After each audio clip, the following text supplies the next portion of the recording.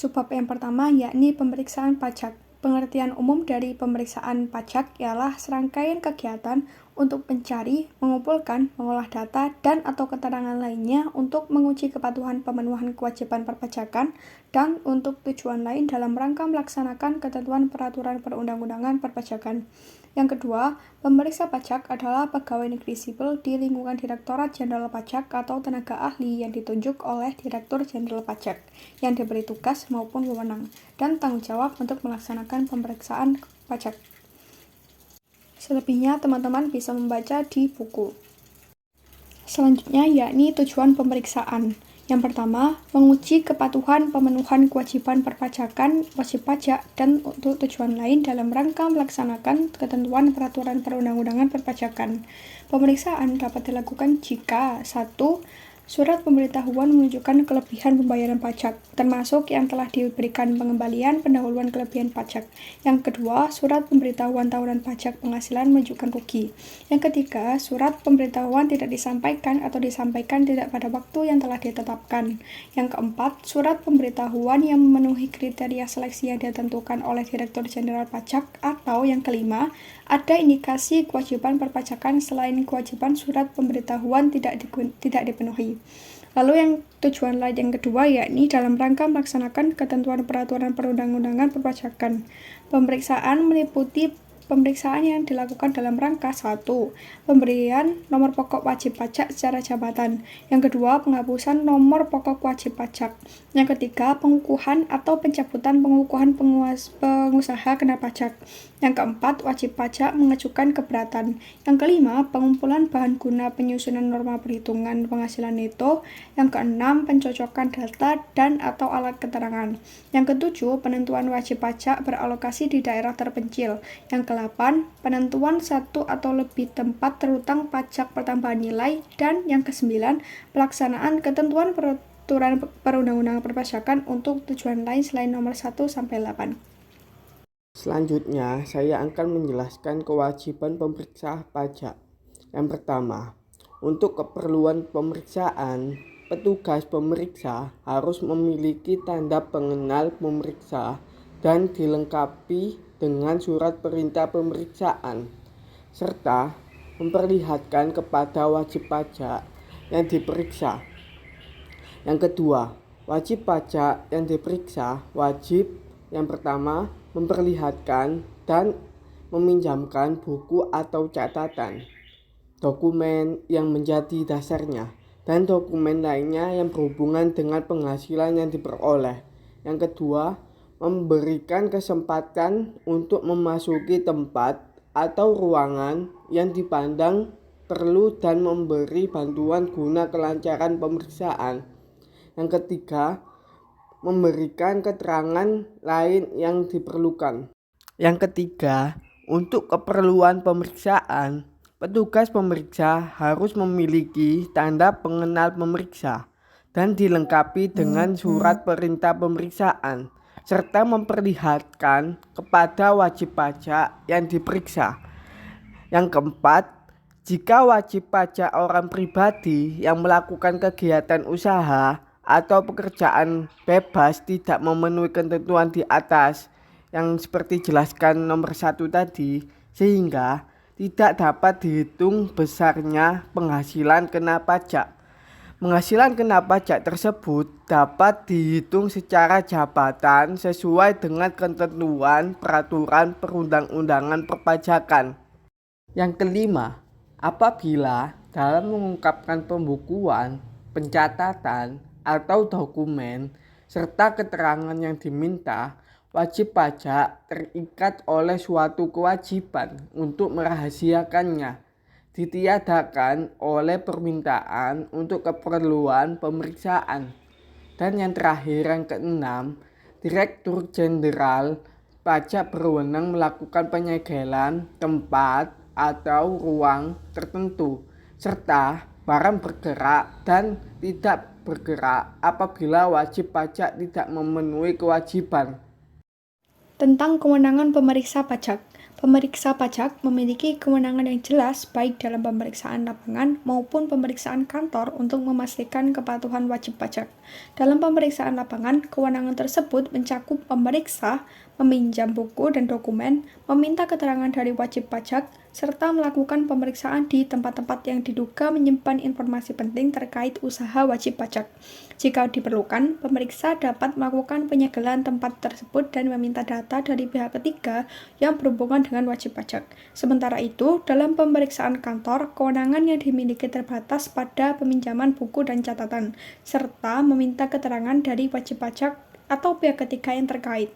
Semua peminjaman buku atau dokumen harus disertai dengan tanda bukti yang rinci dan jelas.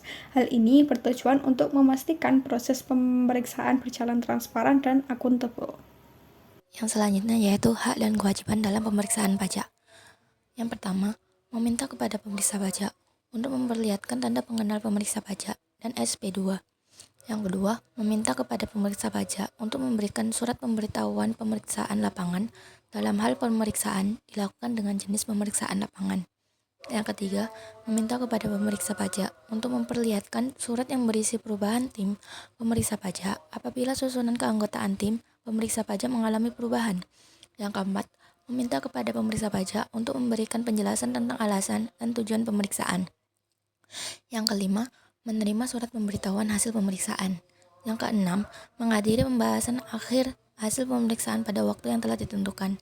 Yang ketujuh, mengajukan permohonan untuk dilakukan pembahasan dengan tim quality assurance pemeriksaan dalam hal masih terdapat hasil pemeriksaan yang terbatas pada dasar hukum koreksi yang belum disepakati antara pemeriksa pajak dengan wajib pajak pada saat pembahasan akhir hasil pemeriksaan, kecuali untuk pemeriksaan atas keterangan lain berupa data konkret yang dilakukan dengan jenis pemeriksaan kantor. Dan yang kedelapan, memberikan pendapat atau penilaian atas pelaksanaan pemeriksaan oleh pemeriksa pajak melalui pengisian kuesioner pemeriksaan. Berikutnya, kewajiban dalam pemeriksaan lapangan.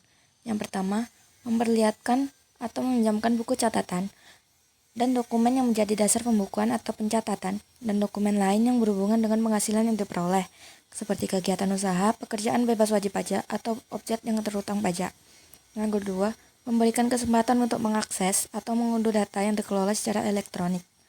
Yang ketiga, memberikan kesempatan untuk memasuki dan memeriksa tempat atau ruang, barang bergerak atau tidak bergerak yang diduga atau patut diduga digunakan untuk menyimpan buku atau catatan, dokumen yang menjadi dasar pembukuan atau pencatatan, dokumen lain, uang, atau barang yang dapat memberi petunjuk tentang penghasilan yang diperoleh, kegiatan usaha, pekerjaan bebas wajib pajak, atau objek yang terhutang pajak, serta meminjamkannya kepada pemeriksa pajak.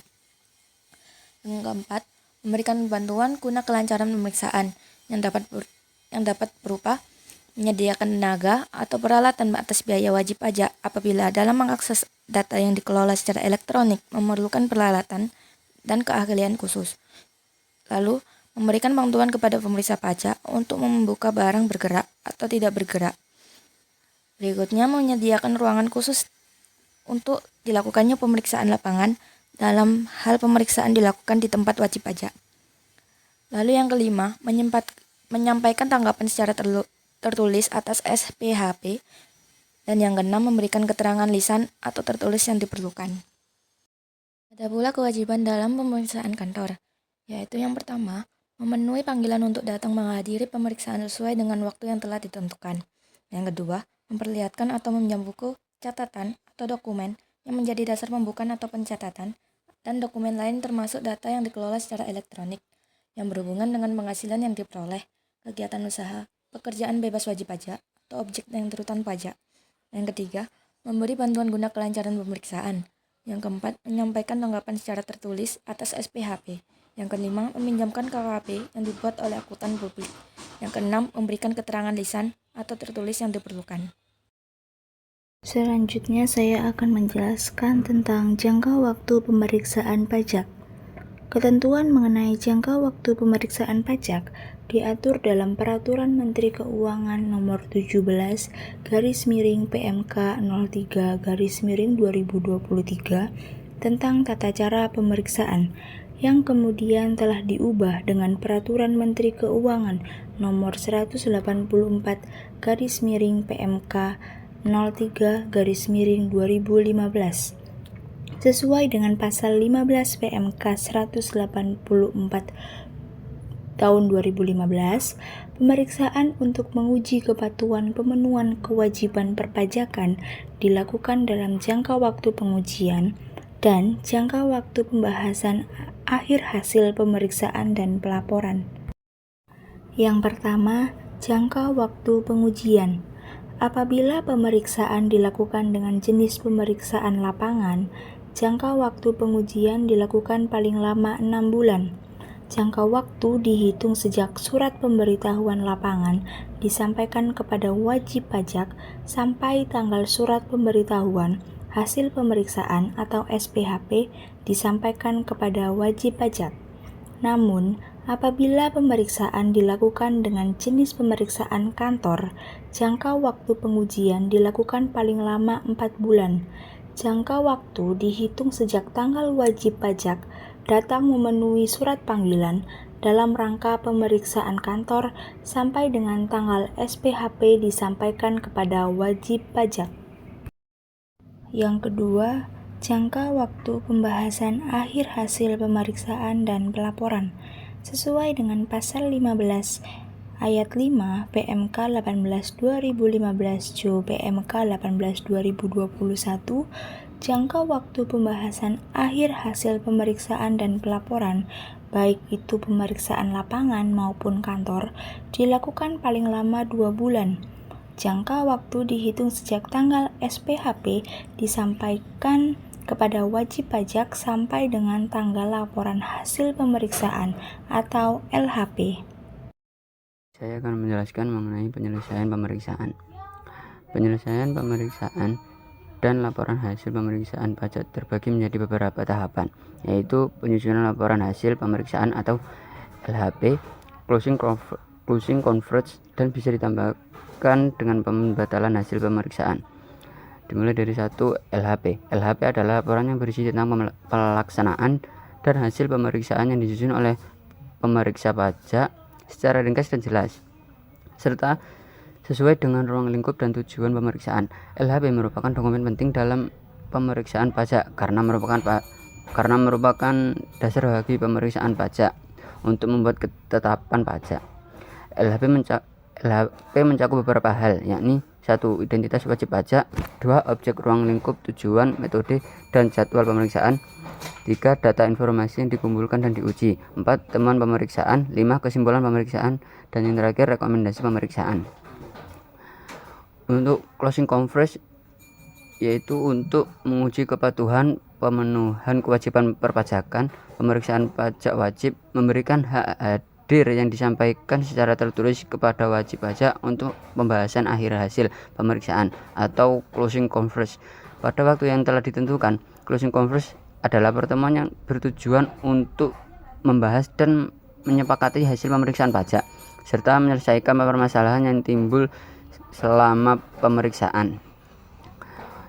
3. Yakni pembatalan hasil pemeriksaan. Pembatalan hasil pemeriksaan pajak dapat dilakukan dalam beberapa kondisi, yakni antara lain hasil pemeriksaan dilakukan tanpa adanya penyampaian SPHP atau pembahasan akhir hasil pemeriksaan. Hasil pemeriksaan tidak sesuai dengan ketentuan peraturan perundang-undangan. Hasil pemeriksaan tidak sesuai dengan fakta hukum yang sebenarnya.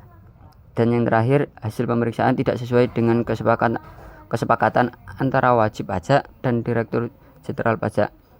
Cukup sekian penjelasan dari saya, dilanjut oleh rekan saya. Oke, selanjutnya saya akan menjelaskan penyidikan pajak. Penyidikan pajak merupakan serangkaian tindakan yang dilakukan oleh penyidik pajak dari Direktorat Jenderal Pajak untuk mencari dan mengumpulkan bukti yang dapat membuat terang tentang tindak pidana di bidang perpajakan. Selanjutnya saya akan menjelaskan aspek penting dalam penyidikan pajak. Yang pertama, dasar hukum. Dasar hukum tertera pada UU Nomor 6 Tahun 1983 tentang Ketentuan Umum dan Tata Cara Perpajakan. Yang kedua, Peraturan Pemerintah Nomor 74 Tahun 2011 tentang tata cara pelaksanaan hak dan pemenuhan kewajiban perpajakan. Yang kedua, wewenang penyidik pajak. Yang pertama, menerima, mencari, dan mengumpulkan keterangan atau laporan terkait tindak pidana perpajakan. Yang kedua, meneliti, mencari, dan mengumpulkan keterangan tentang orang pribadi atau badan terkait. Yang ketiga, meminta keterangan dan barang bukti dari orang pribadi atau badan. Yang keempat, melakukan pemeriksaan, pembukuan, pencatatan, dan dokumen lainnya. Yang kelima, melakukan penggeledahan untuk mendapatkan barang bukti. Yang keenam, melakukan penyitaan terhadap barang bukti. Yang ketujuh, meminta bantuan tenaga ahli dalam pelaksanaan penyidikan. Yang terakhir, menghentikan penyidikan jika tidak terdapat cukup bukti. Oke, untuk yang aspek ketiga, tindak pidana yang dapat disidik. Yang pertama, tindak menyampaikan SPT atau menyampaikan SPT tetapi isinya tidak benar. Yang kedua, tindak mendaftarkan diri untuk memperoleh NPWP atau tidak melaporkan usahanya. Yang ketiga, tidak menyetorkan pajak yang telah dipotong atau dipungut. Yang keempat, melakukan percobaan untuk melakukan tindak pidana di perpajakan. Dan yang terakhir, dengan sengaja menerbitkan faktur pajak tidak berdasarkan transaksi yang sebenarnya. Sekian dari kami, terima kasih.